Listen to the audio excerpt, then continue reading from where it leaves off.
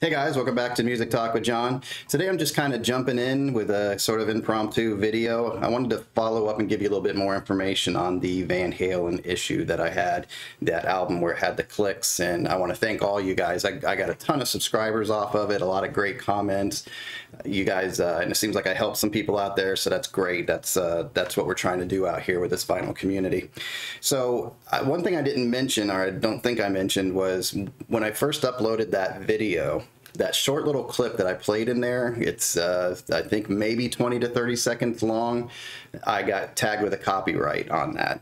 They didn't flag me on it, so it doesn't really count against me, but they counted as a copyright. So if I ever do go and monetize that video, I wouldn't get anything out of it, which is whatever, but it's kind of a principle thing here. So what I did was it actually gave me an opportunity to dispute the copyright claim. So I just wanted to kind of let you guys know what I did and how that worked a little bit.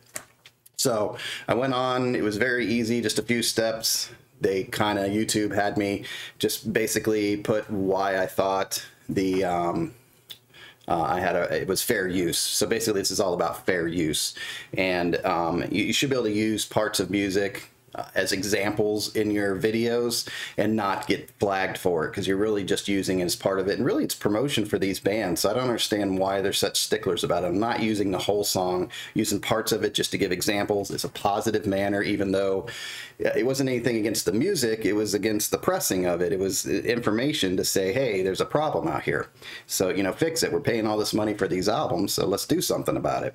Anyway, so this is about fair use, and I went on, and as soon as I saw the copyright claim, I mean, that thing went up as soon as the video loaded, almost, it popped it up there. So I went ahead and went through their steps online, because I can't remember. No, actually, it was on my YouTube studio. It said copyright claim, and I could easily just click on it, and it said, if you want to dispute, click here, and it was very easy, just click, click, click. So I went through those steps, went ahead and did the dispute. They wanted to know why I felt that it was fair use, and why, just my side of it, basically. And then what they did is they accepted it, and then I got an email, and I'm going to read you the email here, and I'll pop it up on the screen so you guys can take a look at it. It's from YouTube. It says, "Hi, John Salvis Music. The following claim on video Van Halen Walmart exclusive bad pressing has been disputed. Video title Van Halen Walmart exclusive bad pressing. Copyright content Jamie's Crying 2015 remaster." And it's claimed by WMG. So I'm assuming that's Warner Music Group.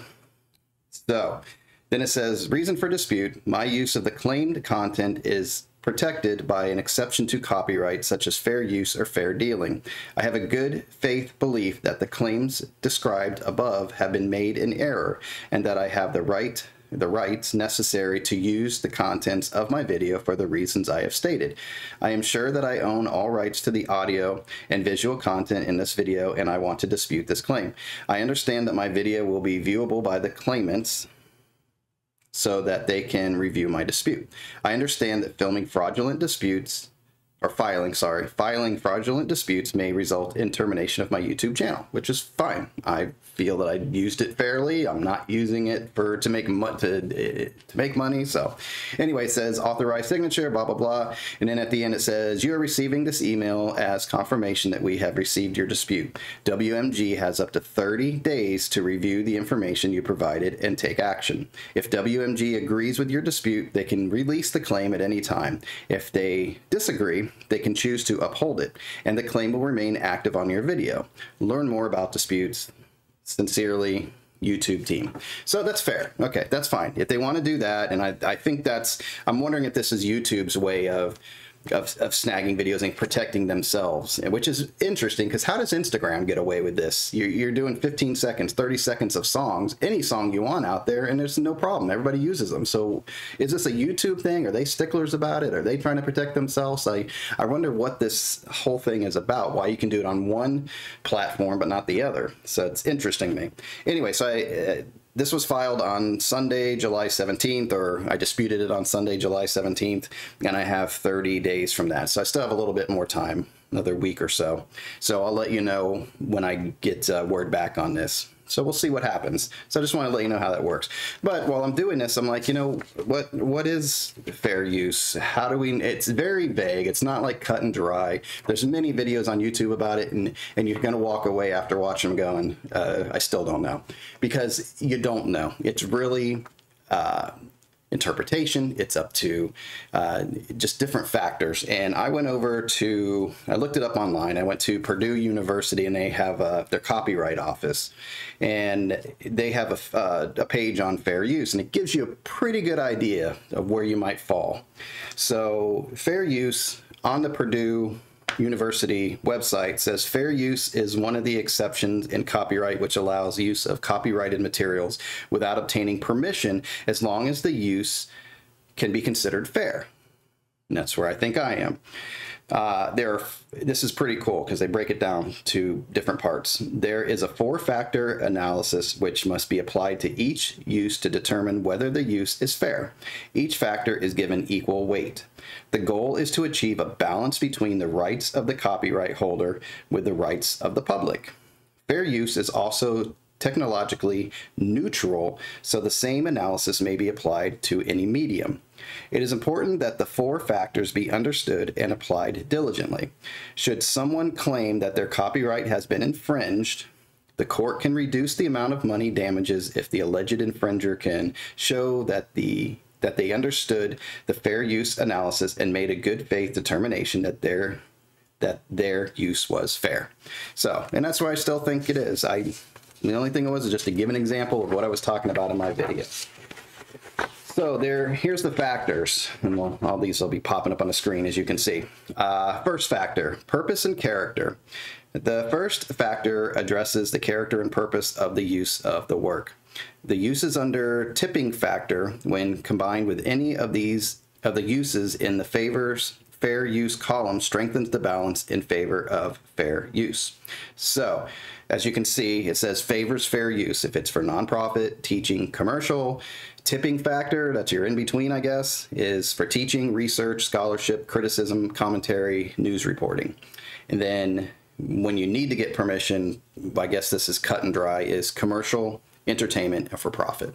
So that might be, you know, I'm not a monetized channel at this point, but maybe because it can be in the future. So we'll see. I don't know where that falls. But second factor, nature of the work.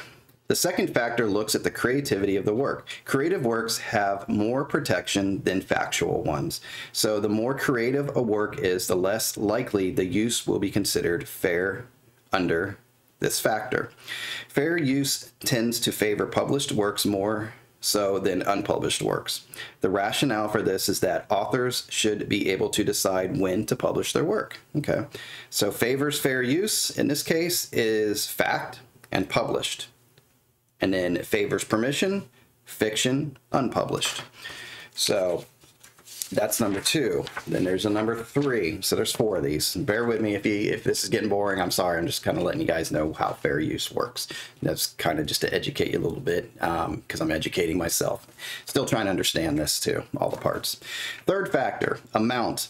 The third factor looks at the amount of the work that is being used. A small amount generally weighs in favor of fair use, where a large amount would weigh more in favor of requesting permission. Now I'm wondering, okay, I think I used 27 to 30 seconds, and the song's 3.5 minutes long, I think.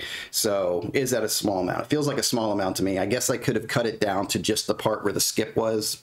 You know, maybe I'll do that next time if I want to give an example. I'll just show a small portion. Anyway, however, there are times when the use of even a small amount of work can be too much if it can be considered the heart of the work. There are many published guidelines by various groups with specific amounts recommended, but they can be misleading. They can provide a false sense of security. Purdue University neither recognizes nor endorses any such guidelines. There is no magic number or formula which determines an acceptable amount. Okay, so this is the area I was talking about. You don't know. It's the gray area, very gray. Okay, favors fair use. A small amount. Amount used is not significant to work. Favors permission, large amount, amount used is heart of work. I would think the heart of the work is like your chorus or your main part that everybody remembers, and it's not. It was the beginning of the song. And it was a small amount in my eyes. Now, that might be something I learned here, that it wasn't a small amount, or is it a small amount? I feel that it is, because I stopped it right after the part where you heard the noise. Fourth factor, last factor, market effect. The fourth factor takes into account how the intended use would impact the market for the work. Generally, the more restricted the use, the less impact on the market. The use of some works, such as standardized tests or workbooks, are very rarely found to be fair use because the works are considered consumables, which are meant to be purchased. Favors fair use. No major impact. Licensing permissions unavailable. Limited restricted access to work. User institution owns legal copy. Favors permission. Major impact. Licensing permissions available. Work is made available to the world. Use is repeated or long-term. So this is an area it's kind of very gray for me. I'm not really sure where I fall on that, but there's a thing at the end of it that you can take, and it actually asks you these questions, what we just went over, and it asks you these, and you can actually fill it out and determine off your answers. It gives you not a legal answer, but an idea of where you stand. And after I clicked in under my understanding of what each one of these meant, it came up as fair use. So hopefully, but that doesn't mean that the, Warner Brothers or Warner Records or whatever is going to go with that, but that's what it is. So I'm pretty confident that I'm using it in a way. And again, I just used it 30 seconds, 20 seconds of the clip, just to show you example of what was happening, and so I could give you proof in the video that I wasn't just spreading crap, rumors. So anyway, that's what I wanted to share with you guys, just giving you an idea. That's what I'm waiting for, and then kind of the fair use thing and how that works. So I appreciate you hanging out and watching this. Hopefully you learned something off of it. Hopefully I didn't bore you on this one. So it's just kind of the background on what you kind of deal with YouTube. You're trying to provide entertainment and information and things like that. You run into these things.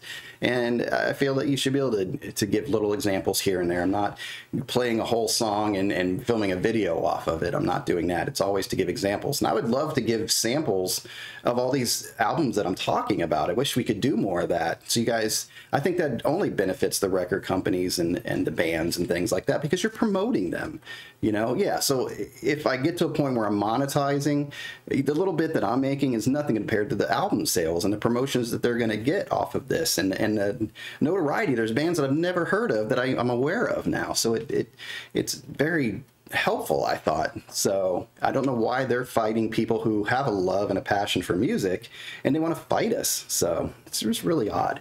So hopefully one day we can, the vinyl community on YouTube and all these other recording artists and all that have an understanding. Don Henley's a big stickler about it. I never put anything on there, anything with the Eagles or anything like that, because he has a team, from what I understand, waiting around and looking for these things so they can snag it. So how much money are they really making off of it when they take the money out of the pockets of the YouTubers and put it in theirs, based, in comparison to the money they're making off the albums? So anyway, I think it's a great way for them to be promoted in a free way. We're out here taking our time making these videos, and it's only helping them. So it would be great to play those little snippets so you could see our excitement with the albums that we're playing. Go, oh, I like this song, and I can show you a part why. I think that only helps the artist. So that's all I have. So I appreciate you guys hanging out for this one. Definitely hit that like button if you liked it. Subscribe to me for more stuff like this, and leave me the comments. Tell me what you think. Maybe you've had experience with fair use and things like that, and YouTube. So let me know. So anyway, until next time, you guys enjoy your music and take care.